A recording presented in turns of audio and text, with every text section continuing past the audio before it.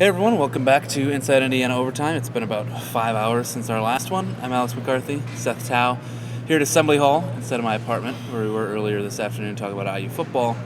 But tonight we are talking about Indiana basketball's exhibition finale against Bellarmine. Indiana wins 73-49 in a game that was never really in question at all.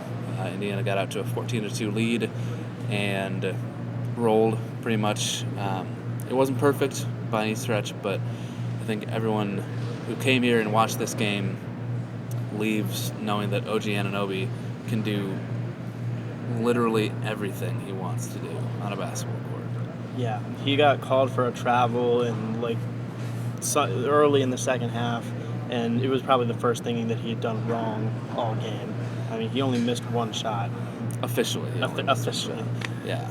But yeah, he game high 25 points, 10 for 11. So many highlight reel dunks. Yeah, dunks. Again, he was great from behind the arc. He was 4 for 7 against Hope the other night, and then he was 3 for 4 or 3 for 5.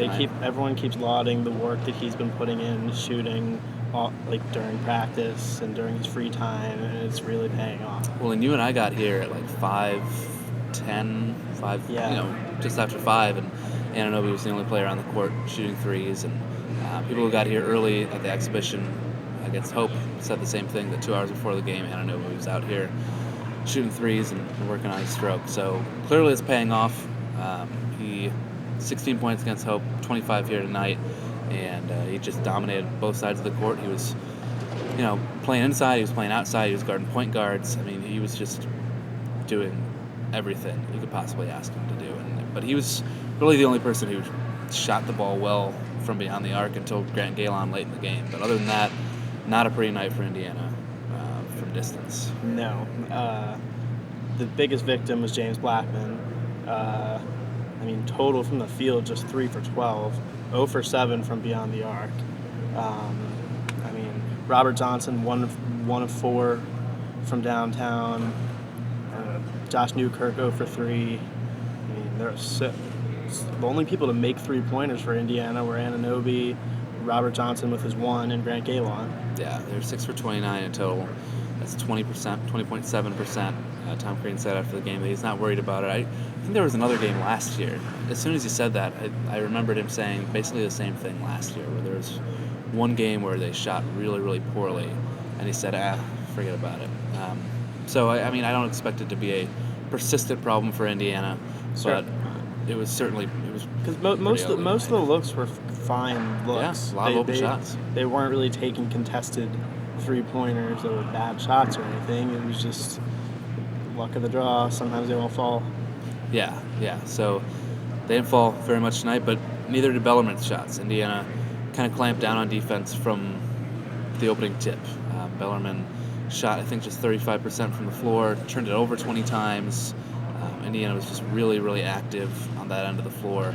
And Tom Crean specifically called out Blackman, or pointed out Blackman after the game for his defensive effort, which was really noticeable, where he would, because, as kind of James Blackman's reputation, deserved or not, is that his defense really depends on his offense, where if things are going well on the offensive end, then he stays engaged defensively, but if shots aren't falling, then he kind of lapses and doesn't pay attention. Tonight, it was totally the opposite. He was, like you said, he missed most of his shots, but he was diving on the floor, he was playing tight defense, he was really giving effort, and that's certainly the first step to James Blackman becoming the defender he kind of needs to be for this Indiana team to function.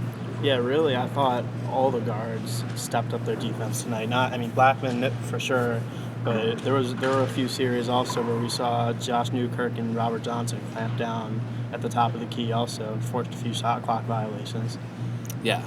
So overall, really good effort defensively from Indiana against a pretty good D2 team. This was a top 5, top 3 Division II team in Bellarmine with some really good players. So, it's not a game that you expected Indiana to lose, but they only beat Bellarmine by 11 last year.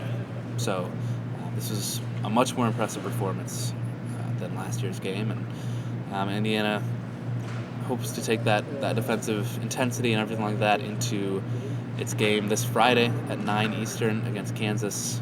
that game is in Hawaii, so we will not be there, unfortunately. It's one of the road trips that you really would like to take, but we won't be there. We'll have updates leading up to it, though, so it's going to be an interesting test to see what this Indiana team's made of against a really, really good Kansas team, either number 2 or number 3, depending on what poll you're looking at. So, see what happens there.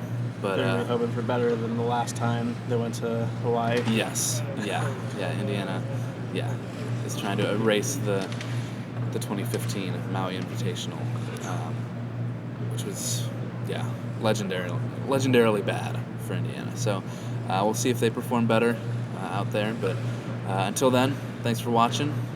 Both of these today, if you watched them. But thanks for watching. True fans. Yeah. For Seth Tao, I'm Alex McCarthy, and we'll talk to you soon.